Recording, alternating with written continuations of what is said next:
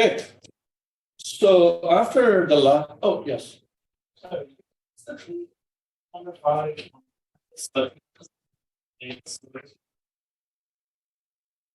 It was due yesterday.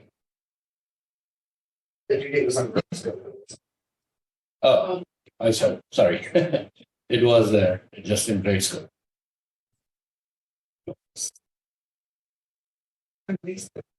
Okay. Yeah, I can try to extend it for a day. So I think I'm posting the solutions to it, so I have to postpone that then. to, okay. Yeah, that's sure. I don't know how that got missed. The deadline was on board. Did other people miss the homework because of that? Because it wasn't posted as an assignment in Canvas? Anybody else? Mr. You as well? All right. Yeah, I'll have to redo this then. Okay. Well, I'll figure it out. All right. Okay. All right. So what did I? Yeah. So I've kind of decided. I had a few people come up to me or email me saying that they had either not been following the Qiskit as much or had trouble because they didn't know Python very well. So what I suggest to all of you who are not as familiar with Python or haven't been following the Qiskit as much is that you can always go back to the Quantum Composer and create your circuit in the Quantum Composer and then put it into the notebook. And then I did give like a template. It's called the in-class on March 22nd notebook, which basically runs the code. So as long as you create the circuit in Quantum Composer and then cut and paste that code into the first part, into the first cell where the circuit is supposed to be, then every other step in there, you can just run it, hopefully. I think I haven't tested it for everything, but that's something you can try. And you can then run every other section in that notebook. And so it gives you a template, basically. So you can just use that one template, because I know we had some trouble last class. And that was me assuming that whatever was on the IBM textbook was correct, and it wasn't. So, that just, so I told you, this is a new class, a new work in progress. And sometimes I figure things out as we're going along. And it looks like the IBM Qiskit textbook or something in their environment leaves a little bit to be desired, because it's definitely causing a lot of problems. For example, I've installed Qiskit on my other computer before with no problems. But when I went back and, like I told you, like you can also locally, because I thought maybe the problem was our Quantum Lab server, because when you do the IBM Quantum Lab, you're basically running Jupyter on their server. I thought, okay, maybe the problem is with their server or something like that. So I tried to run it locally on my machine, and I had all kinds of trouble just installing Qiskit. I mean, it installed. I can import it in a Python shell, but I can't get Jupyter to recognize it for some reason. So I'm having all kinds of issues as well, things that I didn't have before. So something has broken somewhere. So I have to figure out what. Hopefully I have at least one machine where everything still runs and I can test it out. But I still haven't been able to sort out why Qiskit won't install on this laptop, for example. This is a slightly newer laptop than my old one, and it apparently does not run Qiskit anymore. So we will figure this out. But as I said, most of the time for most things that we do, all you have to do is put the circuit into Quantum Composer and then cut and paste that code into that template notebook that I gave you all about on March 22nd. And then hopefully that will be good enough to run the experiment. Okay. So today, I wanted to finish a loop on like one thing that we had briefly talked about in like, I think, so in the last class, we had all this trouble when I tried to go through the IBM textbook. So I'm abandoning that effort for now of working through the IBM textbook. So what we'll do instead is we'll just finish up the one thing that at the end of Wednesday's class, I was going to do on Friday, but we never got to it because of all the trouble with the IBM textbook. So, and let me see if I can share this.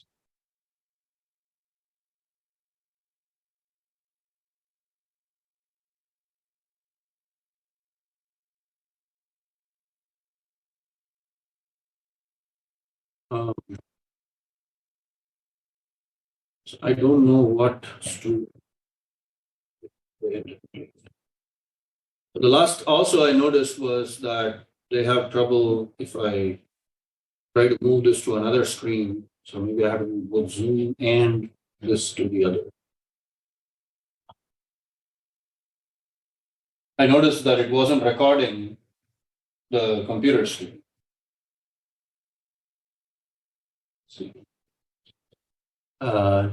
See, there are some people on Zoom. Are you seeing the Chrome on those who are on Zoom? Yeah, we can see your screen. You can see this Chrome thing. Okay, very good. Yeah, we can see the notebook and everything. Finally, because when I looked at the recording of last lecture, it was completely cut off. I have to move Zoom over to this screen so that everybody can see it, both people in class and the Zoom. Okay, so in case you don't remember, the idea of this was we have some unknown phase which is given. In this case, it's given. This is the first example of what is known in the quantum circuit language as an oracle. This is a very simple oracle. What's an oracle? Well, it's some circuit that does something to you and gives you an answer. Okay, so you ask it a question and it gives you an answer. In this case, the oracle is supposed to take some unknown phase, okay, and put it on your qubit. Okay, and so it creates a phase gate on your qubit. How you implement it is, of course, completely up to you. But in our case, what we're doing is this quantum oracle is putting a phase, an unknown phase. Well, of course, for purposes of this illustration, the phase is known to us as well, which is 3 pi over 4. So there's nothing very special about the circuit, but I'm just trying to demonstrate some of the principles of quantum circuits here. And we had put this at the very end of the last, not last lecture, but the lecture before that, Wednesday, where we said we want to extract this unknown phase, 3 pi over 4, by just querying the oracle with our quantum circuit and getting the answer back. This is to kind of set up a toy model that we'll be using for our first quantum algorithm later this lecture, which is called the Deutsch problem, but I'm just demonstrating it now with this circuit, okay? So here's our unknown phase, which is applied by a phase gate, okay? And we said that we'll apply what's called the Ramsey circuit, which is Hadamard and Hadamard, and then in between we sandwich our quantum oracle, okay? So this is the Ramsey circuit. And then we measure the output of the circuit.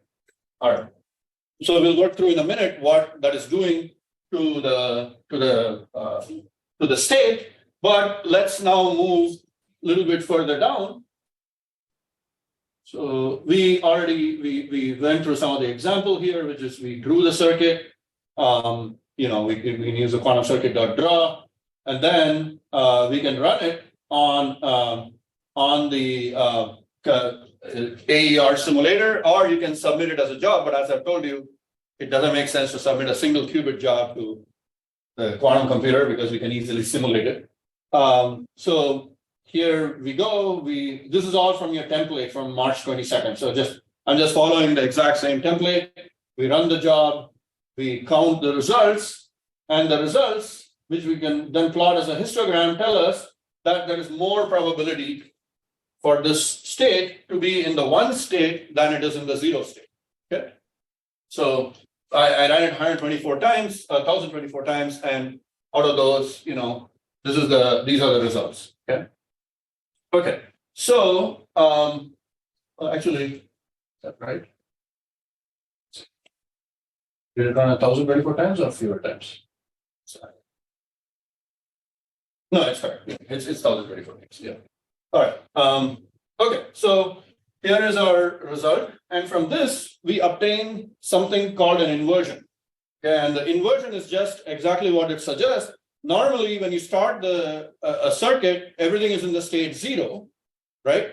And then you go into the state 1. So the inversion is just calculating the number of counts in the 0 state minus the number of counts in the 1 state. That's called an inversion in X. I label it by X because this is an X measurement. Remember, I told you before how to do measurement in different bases. We discussed that in the last class. If you want to measure in the X basis, you first put a Hadamard gate and then you do a regular Z measurement. That is a bit measurement with the measuring gate over here. The measuring gate measures in the Z axis of the block sphere, but by preceding it with a Hadamard, we have essentially now rotated the measurement into the X axis and we then measure. So this is an X measurement. So the inversion in X is telling us that this is the number of, that it's more likely to be in, say, the minus X state than in the plus X state, basically, because that's what this inversion tells us. And I'll explain why in a minute, okay? But now we can also, we can also do the same thing. Now, if I want to measure along Y, what should I do to this circuit to create a Y measurement at the end instead of an X measurement? We talked about that in the last class. Anybody remember? What do I have to do to, somebody suggested the answer, what it was. Does anybody remember that answer? How to now do a Y measurement instead of an X measurement at the end?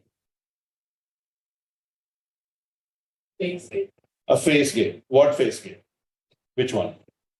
There are several. Did I see you raise your hand? Yeah, because I was going to say the Hadamard gate and the phase gate. Yes. Pi/2 rotation. Pi/2 rotation, which goes by the name. Yes. T or S. Okay, close enough. S. Okay. Yeah. T is pi/4. S is pi/2. Okay. Very good. Excellent. And in fact, it's not S though. We have to use something else. S would rotate 0 to X and 1 to minus X. So when you do a measurement, what do you have to do? What do you apply? Do you apply S or something else?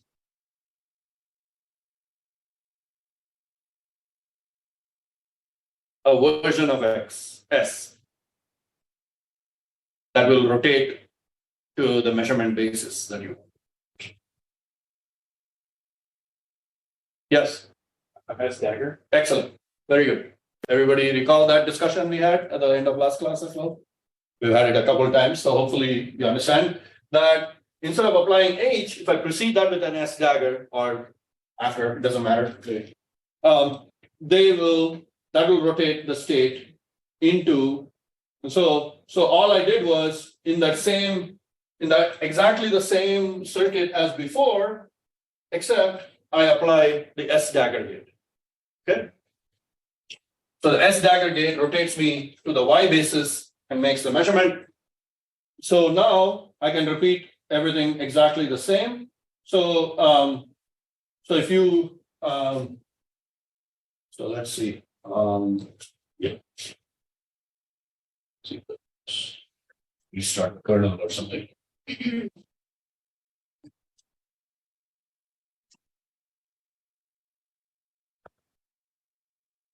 Yeah.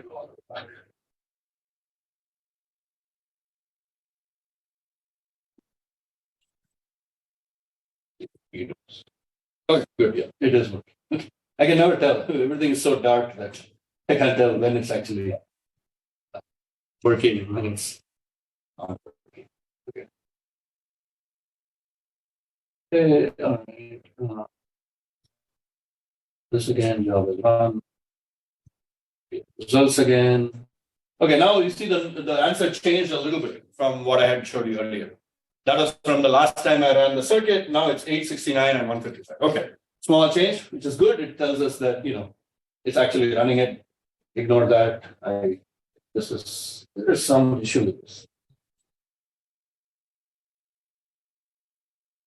Okay, and now the answer changed a little bit. Okay, so I call that the inversion, and I'll explain why we want it in a minute. But now let's repeat this now with the S dagger gate. Okay, good. And now let's go back and simply take all of this stuff here and repeat it. Okay, I don't need to repeat the imports, but I do need to now repeat the job. Let's call it job 2.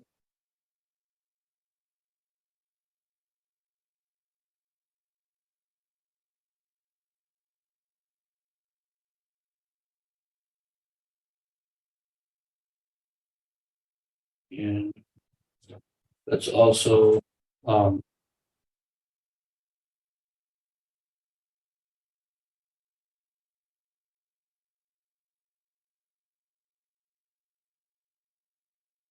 this is painful. I There's a better way. Maybe you should also all be following along on this. So try to repeat what I did. Do you need to see it over here? So if you cut and paste the previous circuit and then just add this one line, circuit dot as dagger q reg q0, that will give you the answer.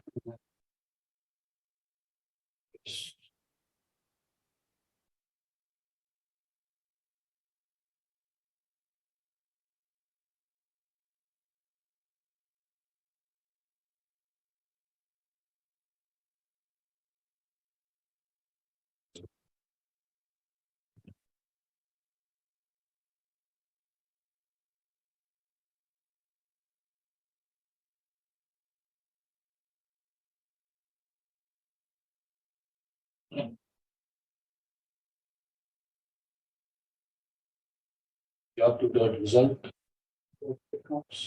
Yes.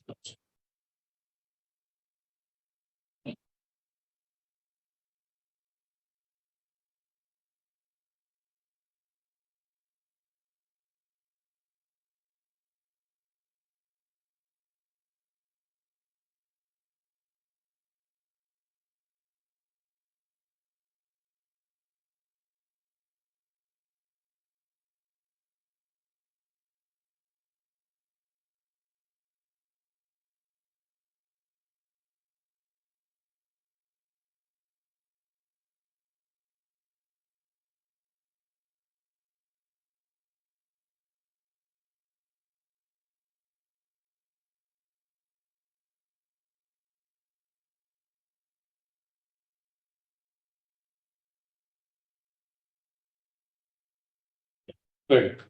Now you notice that when I did the Y measurement, things are shifted around. Now the inversion is more in Y, is more along plus Y than minus Y. Okay.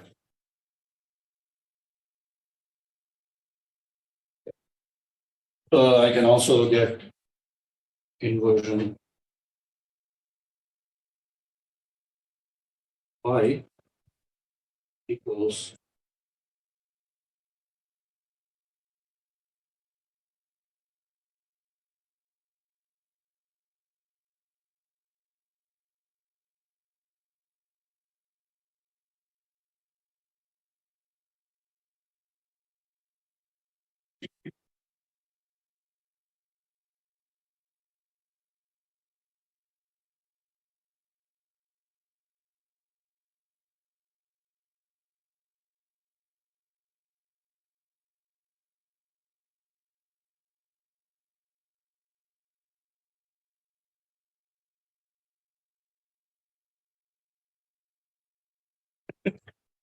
yeah, this is the problem. I'm trying to type while looking at it.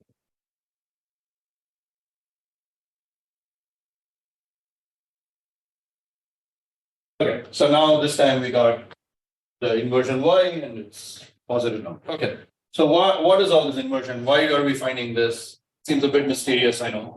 So let's work through it for a little bit. Okay.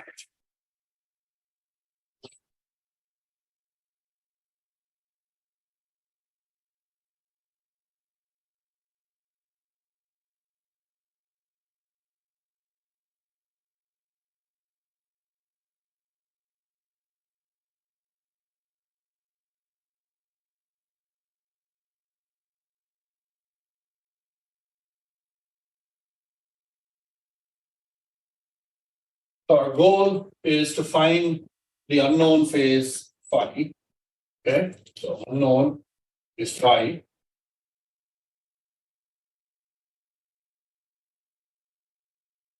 And that was applied to our state. So for example, we did HP of phi, where P is the phase gate, and then we did a Hadamard. So this was our first experiment, right, on the first qubit or the first circuit. So we can now follow along. So if I start with the state 0 and apply a Hadamard, I get the plus state. Okay. And then after I apply the P gate, I get 1 over root 2, 0 plus e to the j phi 1. Okay. And then I apply again a Hadamard gate. Okay. So that's going to give me 1 over root 2 of 0 plus 1 over root 2 plus e to the j phi 0 minus 1 over root 2. Okay, so combining the terms in 0 and 1, I get 1 plus e to the j phi times 0 plus 1 minus e to the j phi times 1. Okay. This can be rewritten as follows.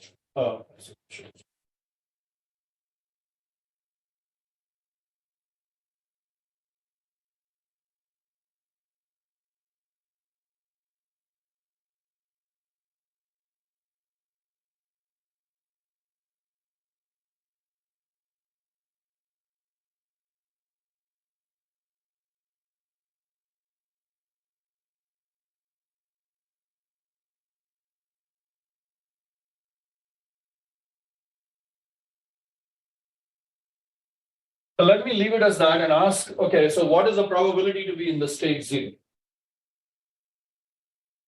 After this, remember at the end we measure, right? We measure with along the state 0.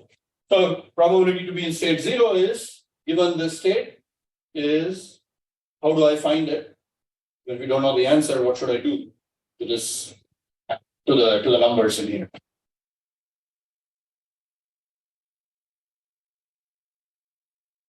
Yes. Exactly. Very good. So I take the first amplitude and I take the norm square of it.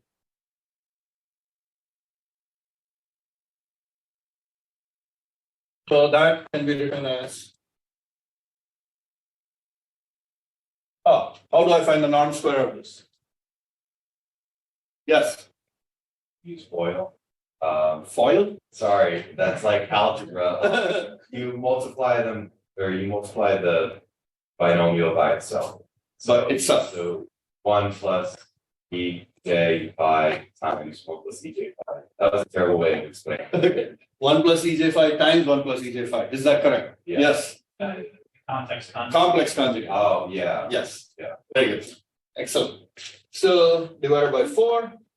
Okay, so you can simplify this. You'll get 2 plus 2 or 2 plus e to the j phi plus e to the minus j phi. Okay, divided by 4. Yeah, and this part here is nothing but 2 times the real part of e to the j phi, which is cosine phi. Okay, this is because this is z plus z star. So this is a complex number plus its conjugate is 2 times the real part. Or you can write e to the j phi as cos phi plus j sin phi. E to the minus j phi is cos phi minus j sin phi. So the j sin phi terms cancel. So you get basically after all this 1/2 times 1 plus cosine. Okay, everybody fine with this? Yes. So this is okay, but the problem, of course, is we want phi, not cosine phi. Okay. So remember, so then we also find P along the one state, which is just going to be 1 minus e to the j phi whole squared over 4. You can repeat the same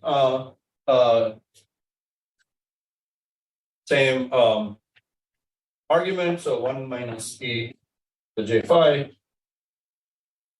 minus j phi divided by 4. And this is now going to give me one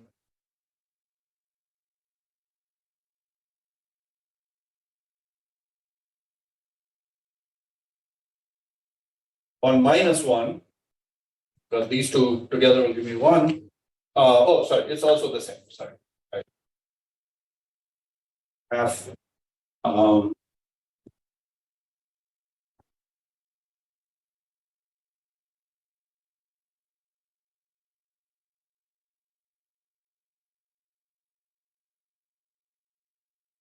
No, half minus.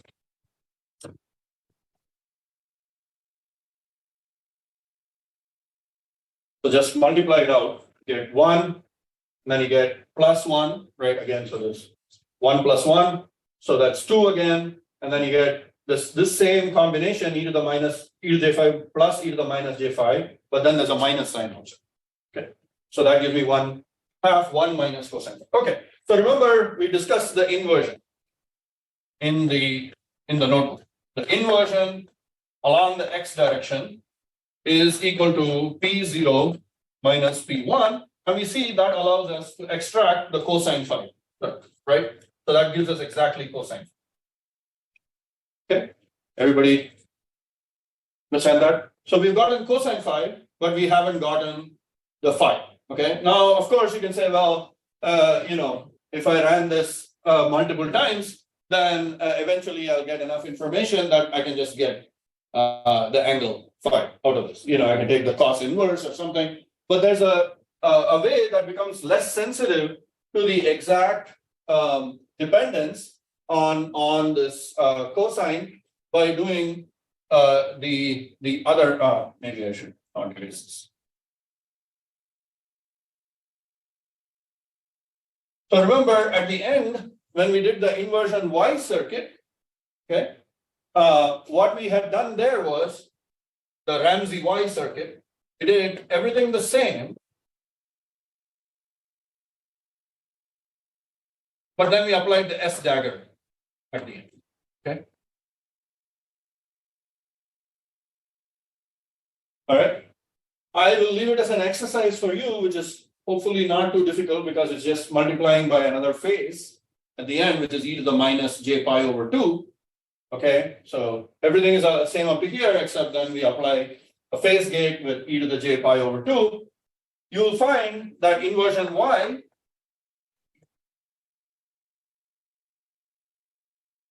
which is also now P0 minus P1, but after that circuit will give me sine.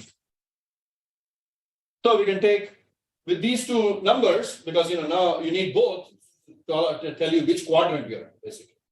Because phi by itself, if I just have the cosine, I don't know which quadrant I'm in for that particular angle. So by obtaining the sine, I have now obtained the quadrant information. So or equivalently, I can say I can take the ratio of those two, I can get the tangent, and that gives me a function between minus pi to pi or 0 to 2 pi that's monotonically increasing. And therefore I can exactly find what phi is. So this is our first phase estimation circuit, which allows us to calculate the phase by these two measurements, okay, with the quantum circuit measurement.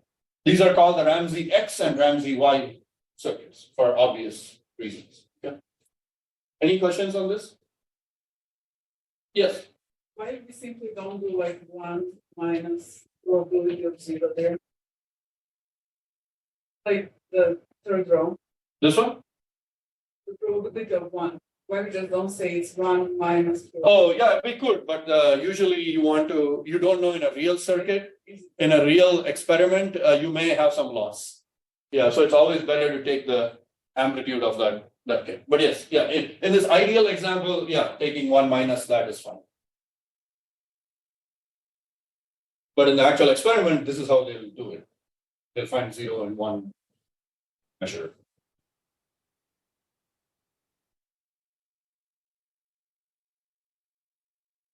Any other questions here on this circuit?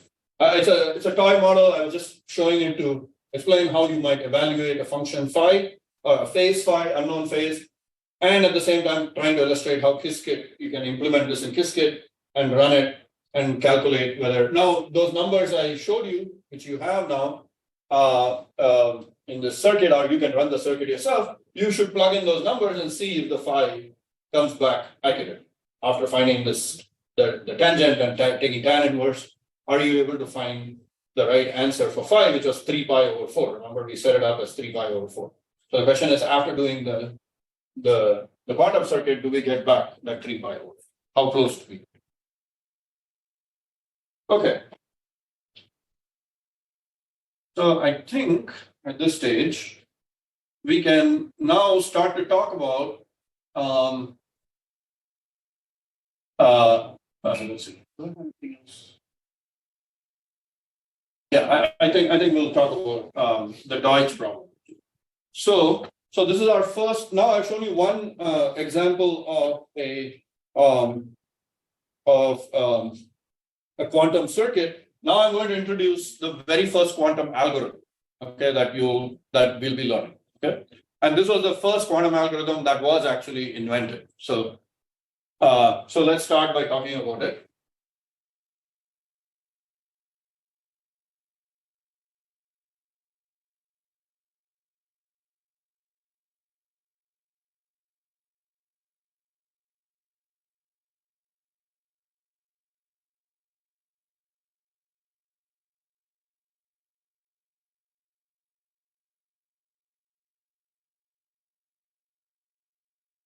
Yes, I don't need the screen share.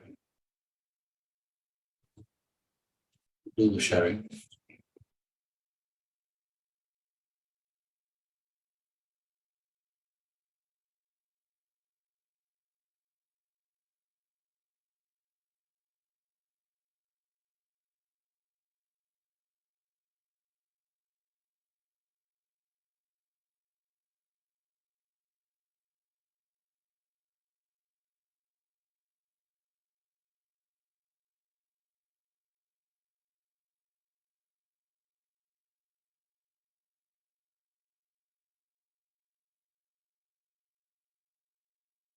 Okay, so today we introduce the first quantum algorithm using Deutsch's problem. So this is David Deutsch, and he was the first sort of quantum computing pioneer, in the sense that he was the one who thought deeply about the fact that computations are physical processes and not just mathematical formulas. And he realized that there was a problem, very simple one, and maybe not that useful, but one that he could show had exponential speed up with a quantum computer. Okay. All right. So the first, the way I'm going to introduce this problem is with the very simple version, which is the Deutsch's original problem, but there's another one I'll talk about at the end. Okay. So the problem is very simple. You have a 1-bit input,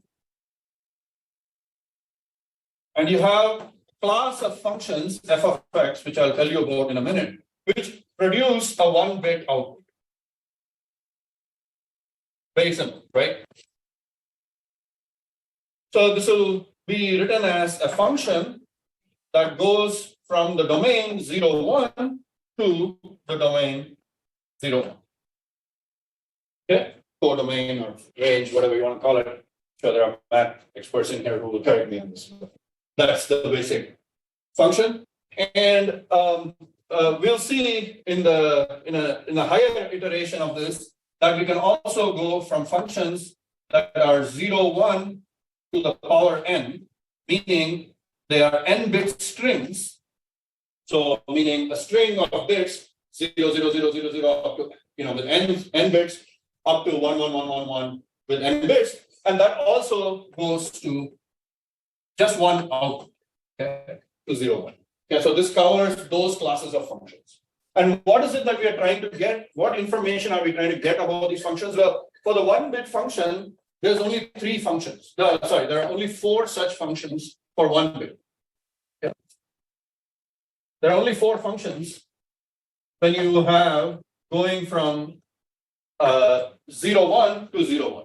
Okay, and we'll write them out very straightforwardly. So the input is x is equal to 0 or x equal to 1 over here, and then we have our 4 functions f0, f1, f2, and f3. Okay, and these functions are what are called the constant function, okay, which means that no matter the input, it produces the output 0. Okay, and then there's another one which is also constant, which is f3, which no matter the input produces the output 1. Okay, and then as you can imagine, there is the function f1, which takes 0 to 0, 1 to 1, or 0 to 1, and 1 to 0. Okay, pretty straightforward. We can elaborate these on our board. Okay. Another nice way to represent this is with this diagram. So, which is shown here, which is f0 is the function which takes 0 to 0 and 1 to 0, right? So both of these are f0, right? So that's one way to think about that f0 function. And also we can have the f3 function, which takes 1 to 1 and 0 to 0, right? So that is f3 over here. Okay. And then we have the f1 and f2, which are over here. So f2 as we saw takes 0 to 1 and 1 to 0. So that's this direction over here and backward. Okay, so it goes both ways, right? It takes 0 to 1 and 1 to 0. And similarly, f1 is the function that takes 0 to 1 and 0 to 0 and 1 to 0. 1 to 1, sorry. Okay. Yes. Okay. So f0 and f3 are called the constant functions.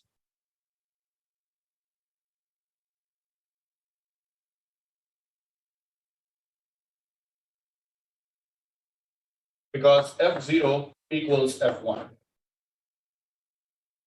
Okay. And f1, f2 are called balanced functions.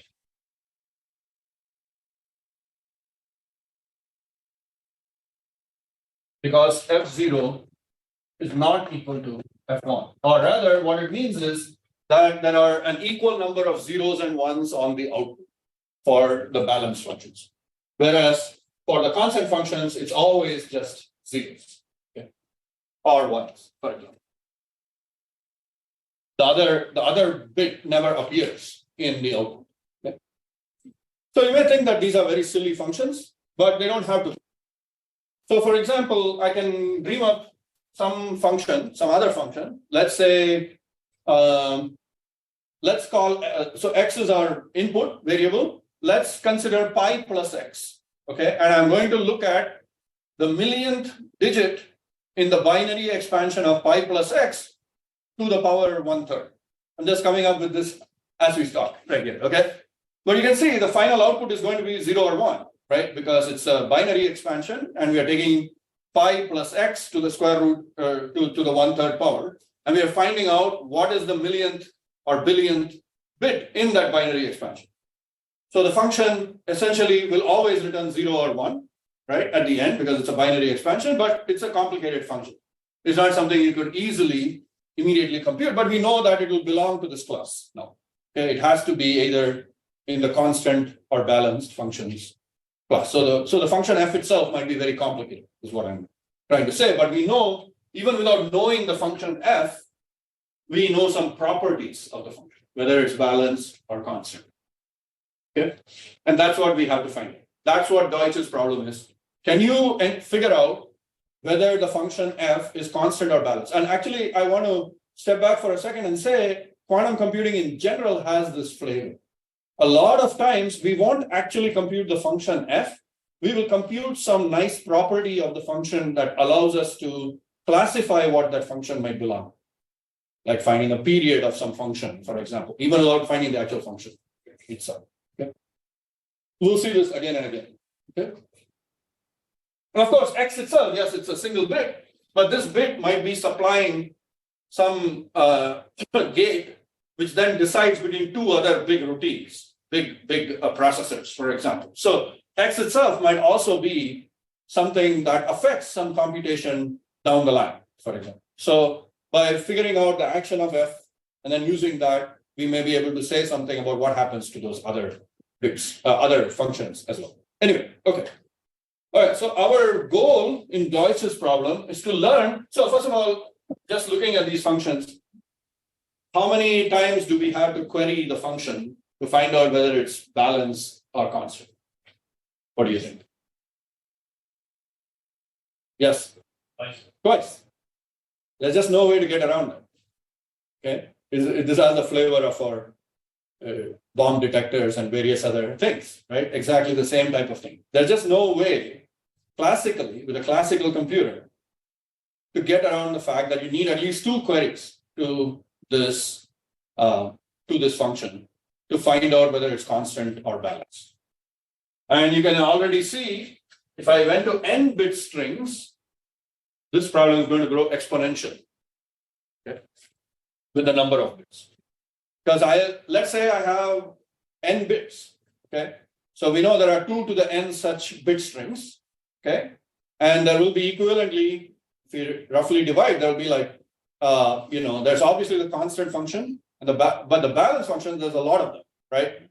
Because we can have a balance function for which has a lot of inputs, and then takes some of those inputs and then puts them into 0, some of them to 1. And the only way to know whether the function is balanced or not is to query at least half the inputs. Okay?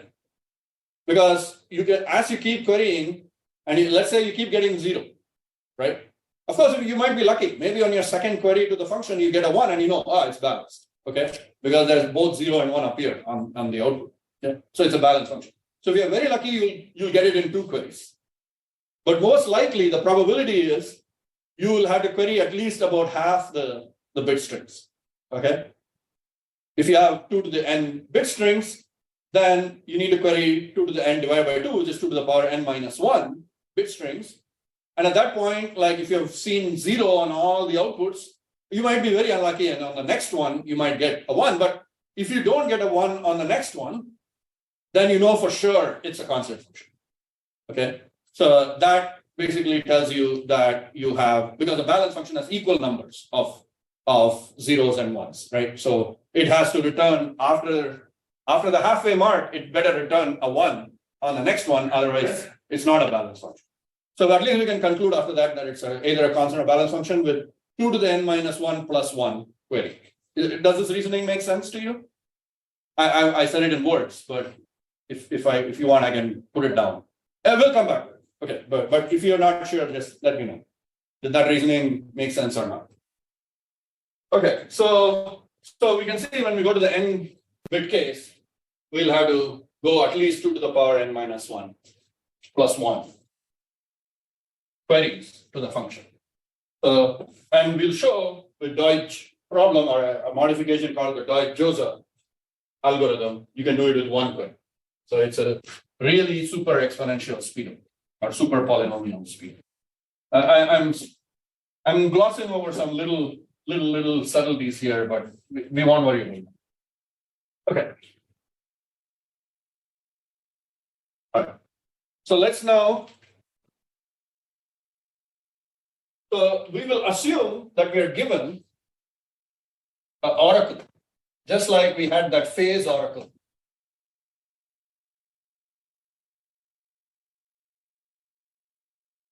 That applies the function f to the input. And we can always construct this oracle because f is a classical function, and every classical function can be computed on a digital classical computer, which means we can compute it on a quantum computer, as you know, because we just make the gates reversible using quantum logic that we have talked about before. And once we make them reversible, we can implement them on a quantum computer as well. So the idea is that if I'm given 2 registers, X and Y. Okay, you can think of this as, in our case, I have X is the input register, Okay. Okay, and Y is the output register. Okay. Although I say that, you'll see in a minute that the answer will appear on the input list, but that's okay. And we apply a quantum circuit through the oracle U of F. Okay, and what does this quantum oracle do for us? Well, on the output, it leaves the input registers the same as they were when they came in. Okay. So basically, I'm saying like I have, let's say, 2 bits. Okay. The first bit is that X that we were talking about, and Y is another bit. Okay. So I could call this Q0 and Q1. The output of this register is Y plus F of X with binary addition. Okay. That's what our quantum oracle will do for us. Okay. So it basically UF acting on the 2 states X and Y gives me X and then Y XOR F of X. This is very standard. This is how we've been doing all the reversible quantum gates. So we know if we can implement F as a classical gate, we can just add a C naught and that will give us this reversible quantum word, the quantum oracle. And you'll see, maybe not today, but when we implement this in Qiskit, how to write a quantum oracle.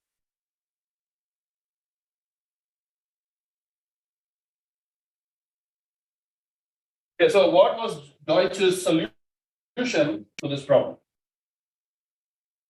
He follows the same method that we have used for many other problems before this, also like the Ramsey problem, which is that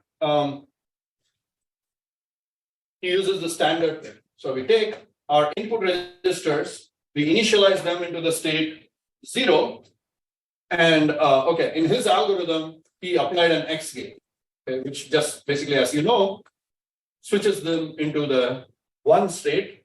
Okay? Then he applies Hadamard to both inputs, which is just like what we have done before for the Ramsey circuit, and then he applies the oracle. Okay, and then this is the output, okay, which is ignored. Okay, and then on the input, he applies Hadamard and then a measurement gate. So you see the analogy with our Ramsey circuit, right?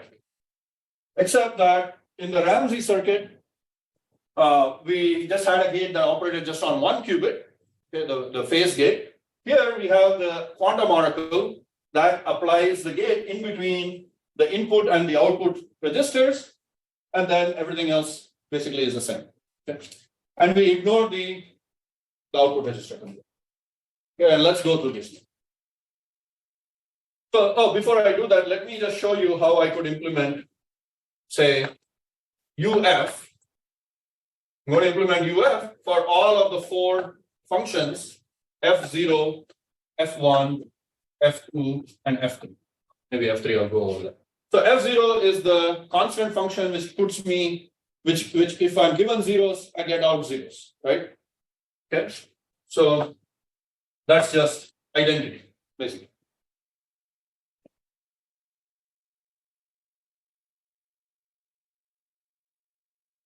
Then F1, which was one of the balanced functions, basically, so remember, like, okay, so we have F0, gives me 0, and F1 has to also give me 0.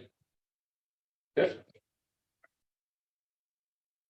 Then F1, which is, I'm going to apply the C naught.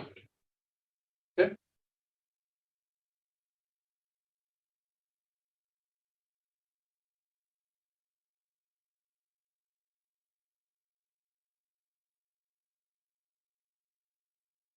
This one, what it does, let's see. 0, 1, give me 0, 1. I think let me do this at the end because it is going to confuse from the main thing about the argument. Let's just go through the argument and then we'll come back to how we So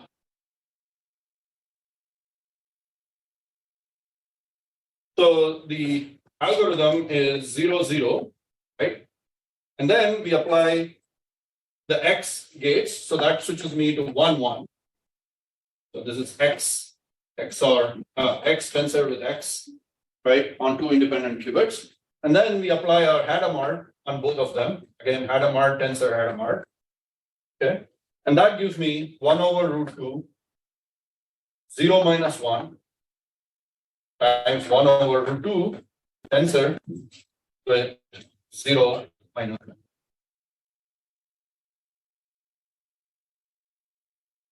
So I write this out.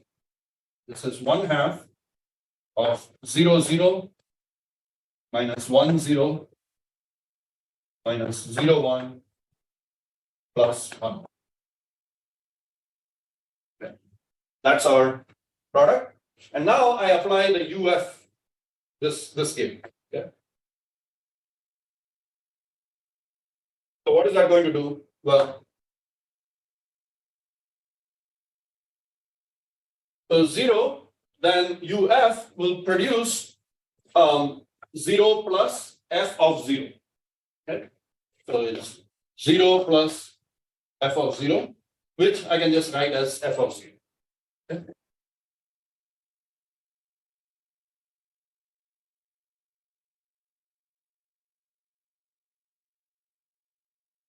Similarly, this is 1 and f of 1.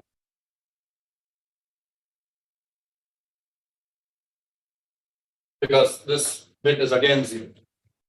So now here we're going to get minus 0, okay, times 1 plus f of 0, where this 1 is again x. It's okay. Finally, I get plus 1 times 1 plus f of 1.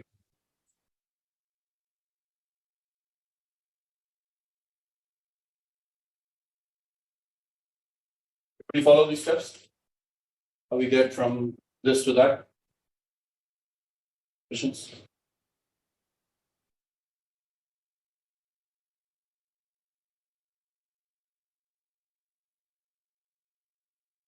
At this point, we rearrange this this product. 1/2 0 times f of 0 minus 1 x XOR f of 0. So I'm just combining this term and that term. Similarly, this term and that term. Minus at 1 times f of 1 minus 1 plus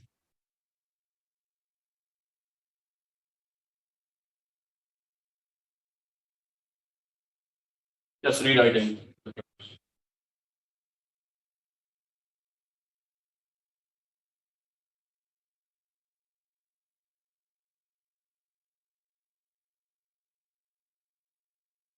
Okay, so now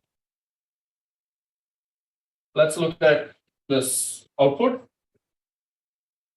and ask ourselves what happens under the different F conditions. Okay. So let's now first assume f of 0 equals f of 1. Those are the constant functions. Right?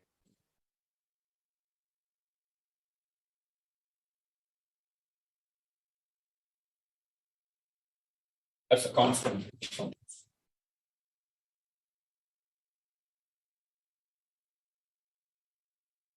Well, if f of 0 equals f of 1, then this bracket over here and this bracket over here are identical to each other. So I can pull them out, right? And I get 1/2 0 minus 1 times something on the output register, f of 0 I can write it as either f of 0 or f of 1, it doesn't matter, because they are equal, minus 1 plus f of 0. Right? This is what I get. This is a constant function. What about f of 0 not equal to f of 1?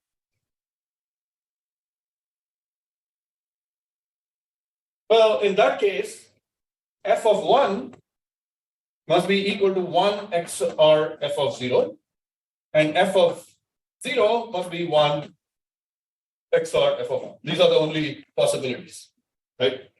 Because the output is always 0 or 1. So when it's not equal, that just means that one must be the 1 plus the other. Okay? That's the only way, those are the only possibilities in the 1-bit case. So it's easier to think about those cases. Okay, so in that case, all right, so we just have to visualize that now. So wherever this 1 plus f of 0 is there, right, I replace it by an f of 1, okay? And wherever 1 plus f of 1 is there, I replace by f of 0. Okay, so we get f of 0 minus f of 1 here, and f of 1 minus f of 0 over here. Okay, which means this and this are just opposite sign. So I can pull that out as well. And now I'll get a 0 plus 1 in the first term. So instead of 0 minus 1, I get a 0 plus 1. And then again, I get f of 0 minus f of 1.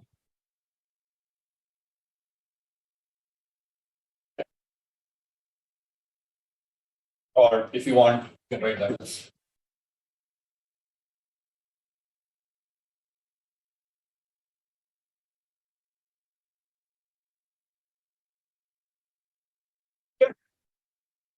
So we see that the output register in both cases is identical. So that's the output register, the bottom row of our quantum circuit. The output is identical whether the input is constant or balanced. So the output register gives us no information. Yes? Okay, on the top, it's 0 minus 1, the bottom is 0 plus 1. Here?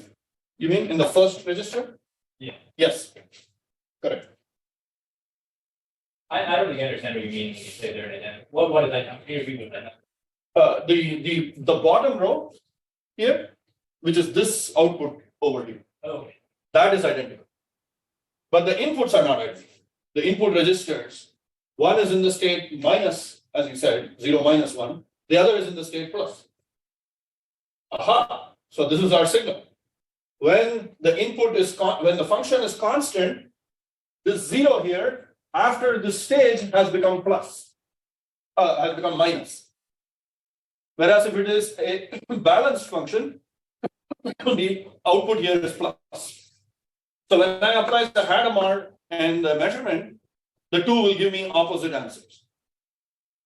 Right? So you can, so if I have this state coming here, so if this state over here is the minus state, right? That's what the constant function gives me. This is a minus state over here.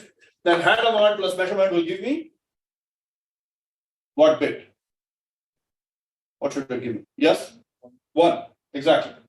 Whereas if this guy over here is the plus state, then Hadamard plus measurement will give me 0. So that is the distinction between the constant and the balanced functions.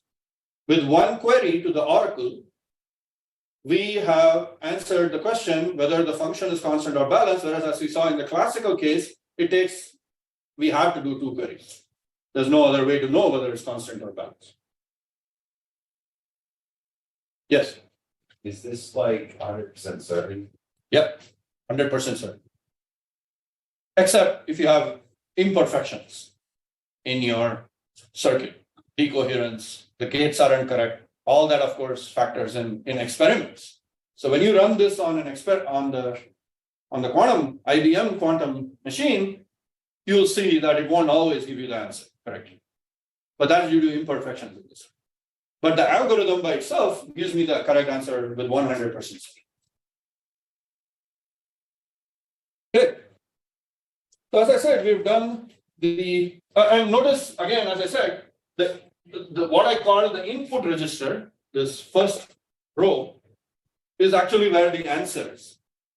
That's the one that has the answer of whether the function was constant or balanced. The output register, by contrast, has no information because it's identical in all the cases. Okay. And what's more, we have given up learning exactly what the function is. We don't know anything about the function f. Okay, we can only put it into a category. We can say it's either a constant or a balanced function. So yes, we have gained in queries, but we have also sort of lost information. We haven't really learned anything about the function f, except that this one fact, that it's constant or balanced. Okay. And again, as we'll see in other examples down the line, that in fact, this is how a lot of quantum algorithms will work. Okay. We'll sacrifice some detailed information about f and instead look at some more global information. Okay. Some properties of it. Okay, so let me now see if there's anything else I want to say here. We'll do some Qiskit. See if I have time. Maybe not today, but in the next class, I'll try to show you how to implement the oracles on Qiskit, and then we can actually run this algorithm on Qiskit and see what the answer is. Okay, maybe for today that would be too much. So, all right, before I move on, let me talk a little bit about the Deutsch-Jozsa problem, which is very similar to this problem. I mentioned it at the beginning, which is instead of taking a 1-bit string x, which is 1 bit, mapping it to one output, which is also 1 bit, we can have the n-bit string problems. Okay, and I'll write down the circuit, and then we'll talk about, maybe next class, if we have time, we'll talk about how we can implement that as well on the. Okay.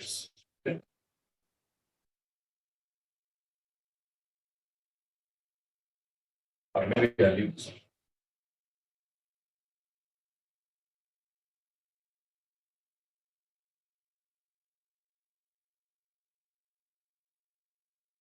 Yeah.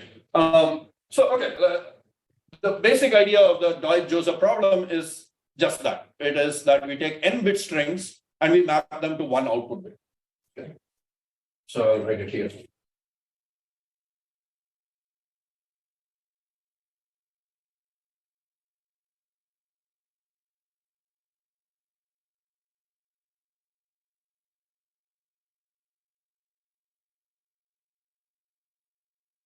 So now f of x, where x belongs to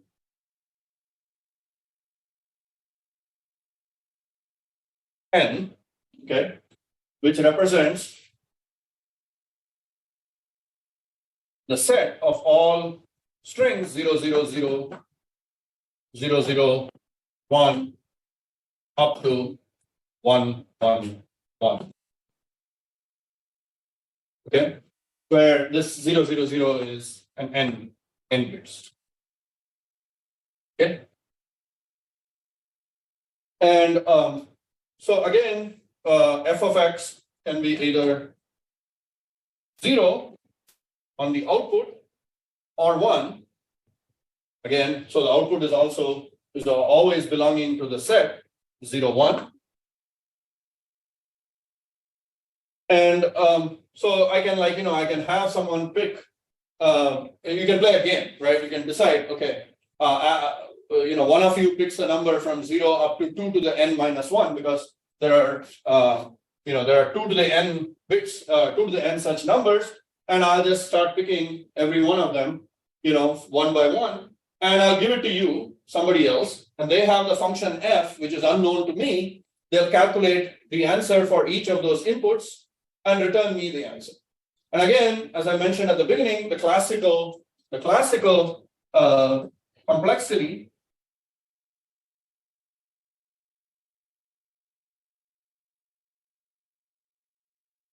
of this is O of 2 to the minus 1.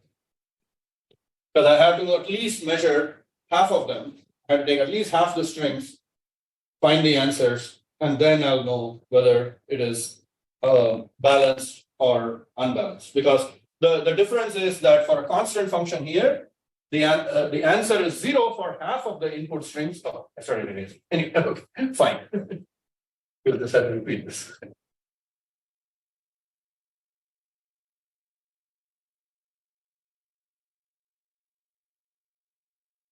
So f of x equals 0 for half of the inputs, but we don't know which half. So there are many possible balance functions, right? Which take some subset, which is half of the inputs. Of course, there are 2 to the n divided by 2 kinds of subsets here, right? So we can take all those subsets and f of x equals 0 for half of them, 1 for the other half.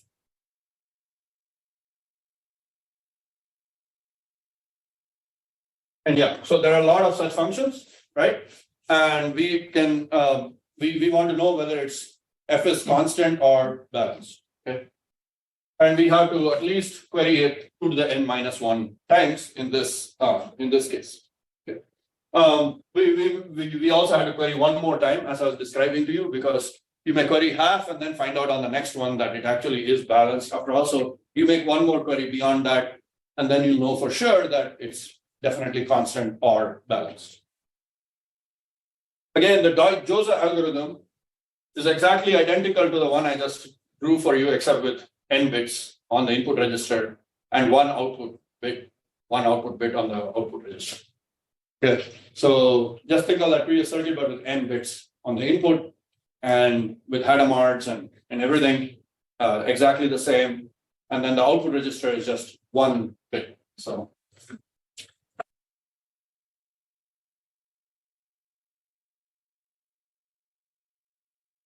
xn representing an n-bit string, and then y represents output bit, and then we go through the usual thing, Hadamard's, x's, etc. I'm skipping some of that, but basically the answer here, and once you do the oracle, you have, which does the exact same thing like before. It puts out y plus fx. So again, this output is y plus xr with fx. Yes. xm. So input string. And the answer, now of course the question is, how will I know? Because remember, again, it's the same idea. The output register will be ignored, but something about the input register will have to be queried to know whether the function is balanced or constant. Okay? And I'll talk about that. I'll have to go through the n-bit case in a little bit more detail to understand what that query should be, but we might actually also just work it out using Qiskit. We can see how to do that.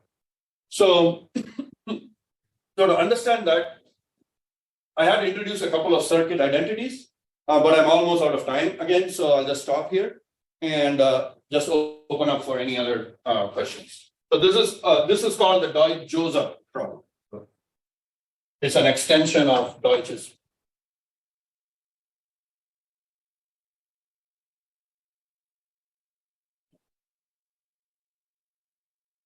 This is the Dutt-Jozsa problem, and extends the Deutsch problem for n bits and shows you how to do it.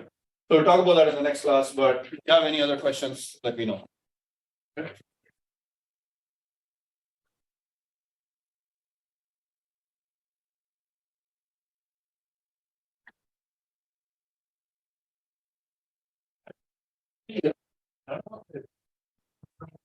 Yeah.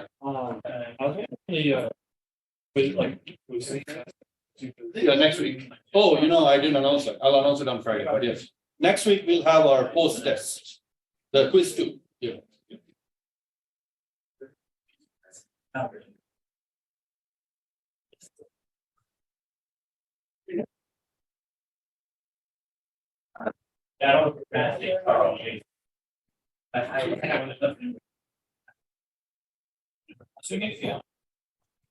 learning. And I get,